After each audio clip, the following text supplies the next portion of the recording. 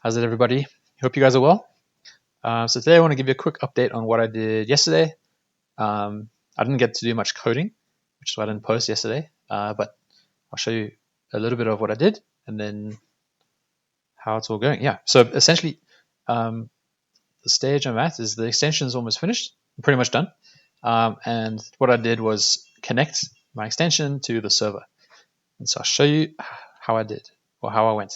So first things first, I'll show you a little thing I made. So when you take a screenshot, instead of downloading the image directly, I've created this little pop-up which allows you to save, download, or cancel or whatever. So this will be the kind of UI that the user will use to like add tags and things and interact with the server. Also, if I do a full page screenshot, it does the same thing, but you can scroll. So you got like the nice scroll UI. So that's pretty cool. So that's pretty simple to make, or it was pretty simple to make. It's where's my code, man? Okay, yeah, it's just a simple kind of script, I guess, with a couple of buttons. So a simple component with a couple of buttons, and it's separate to like all the other crop UI stuff that I did, because it's just showing an image. I don't need it to interact with the crop UI. So I'm just injecting this component into the page, and then passing in that image URL. So simple setup for that. Pretty cool. Secondly, I also added in a settings page. So this settings page allows you to log in. So you'll need to be able to log in to my server to get the tags and upload images, that kind of stuff. And then it just points to like your collections page. So super simple. That is this code here. So another, simplish component. It looks pretty messy with the tailwind stuff, but it's pretty easy to use. And then I'm using Axios to do the server call. So this is just doing a simple GET request on a URL that I've specified, and then it's using this property with credentials. So I believe the way it's working is it has access to the URLs or the cookies of URLs. So I believe that's, whoa, sorry. Okay, wait, where is it? Manifest. So I believe it's maybe with it's got this all URLs permission. So I think it has access to the cookies of the pages. And so what it's doing is it's like doing a API call to the server.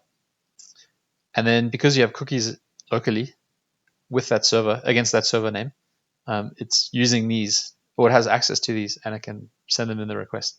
I believe that's the way it's working, because I'm not doing anything special to actually interact with the server. I'm not passing in cookies directly here. So I think that's kind of how it works, which is kind of cool. And then, yeah, it's just a simple GET response. And so the way it works on the server side is I've got a simple URL here. So just like a is logged in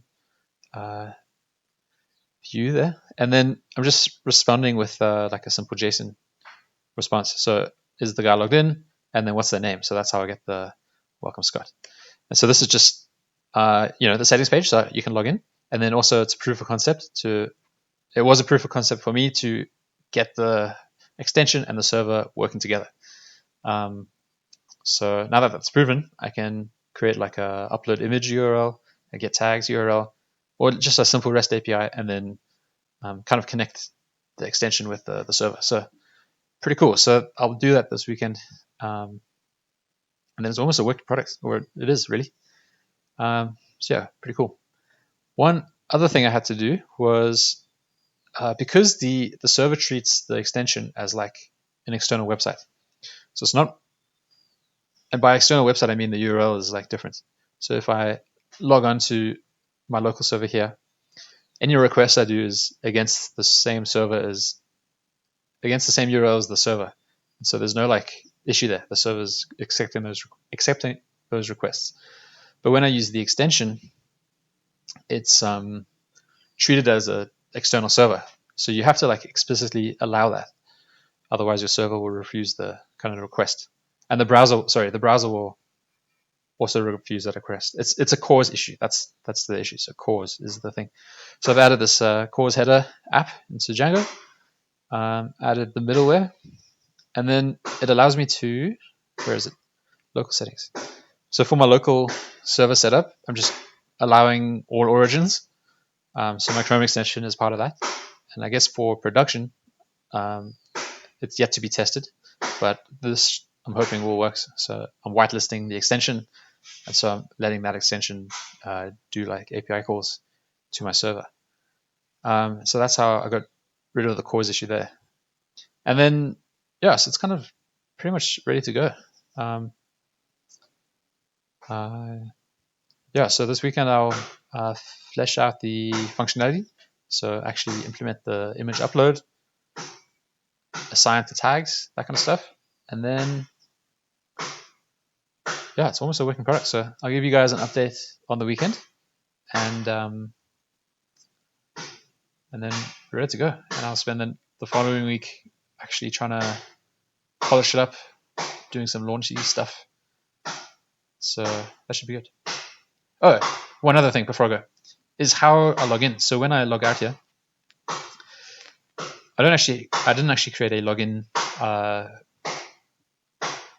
What is that noise? I didn't create a login page explicitly. All I'm doing is I'm pointing to that login page on my actual site.